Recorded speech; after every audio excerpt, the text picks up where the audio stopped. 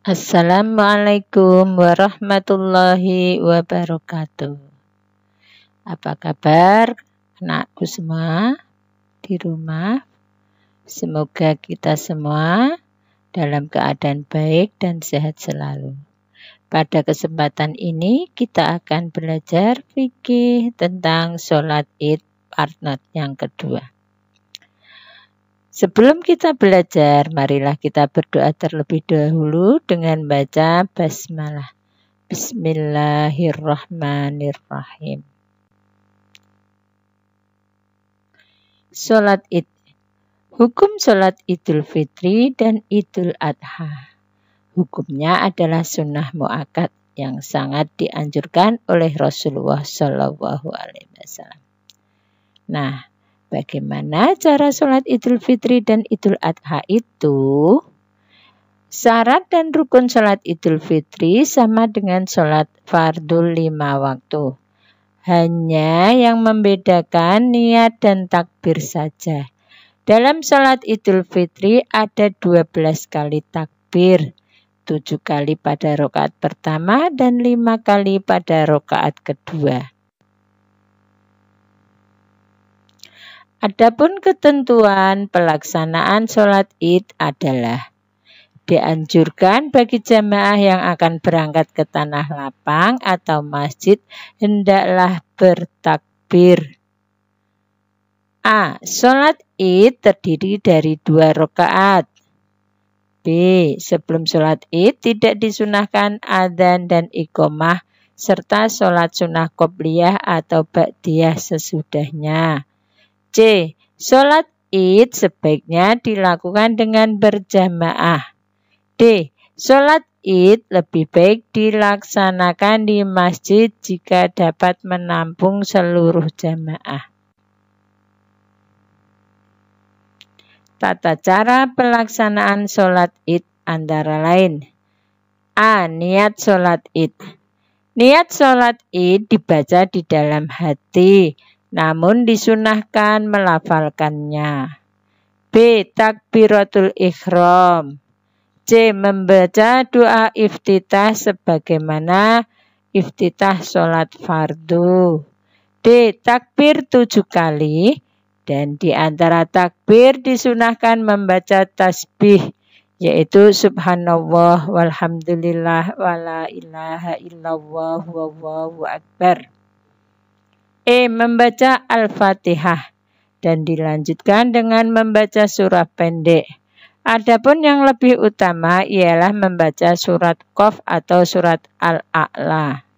F. Setelah membaca surah dilanjutkan ruku, iktidal, dan diteruskan sujud 2 kali. G. Pada rakaat kedua sesudah berdiri, untuk rakaat kedua membaca takbir 5 kali.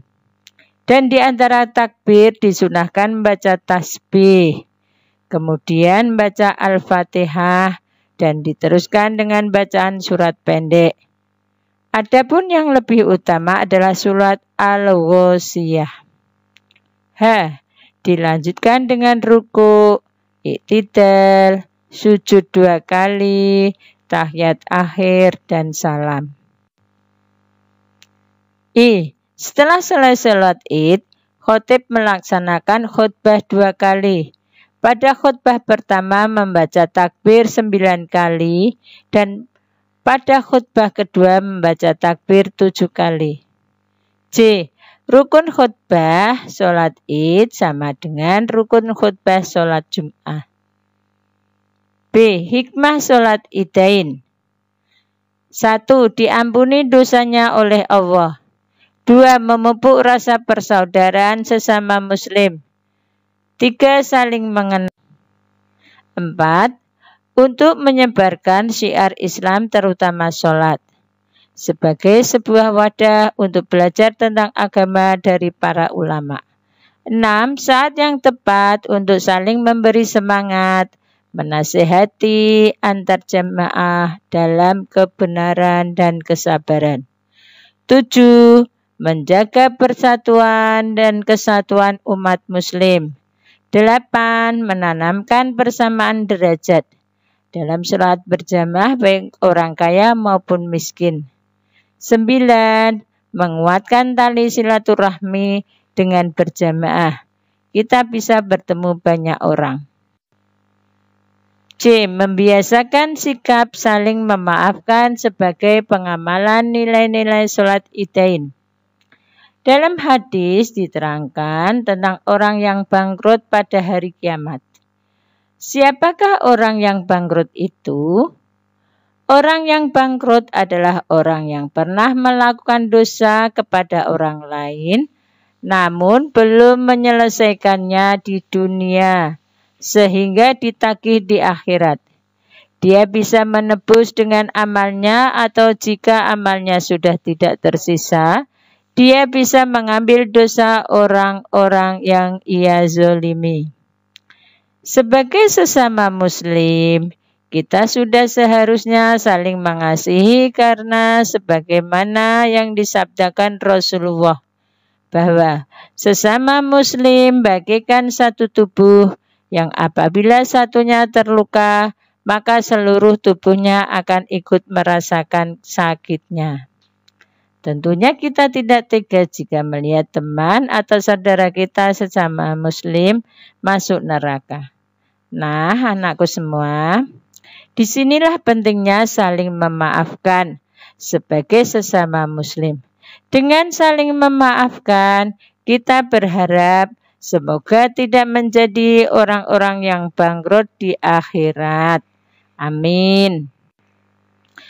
Ucapan ketika bertemu teman atau saudara pada hari raya Idul Fitri. Kita ucapkan selamat hari raya Idul Fitri, atau dengan kata taqabbalallahu minna wa minkum. Artinya, semoga Allah menerima puasa dan amal dari kami dan puasa dan amal dari kalian.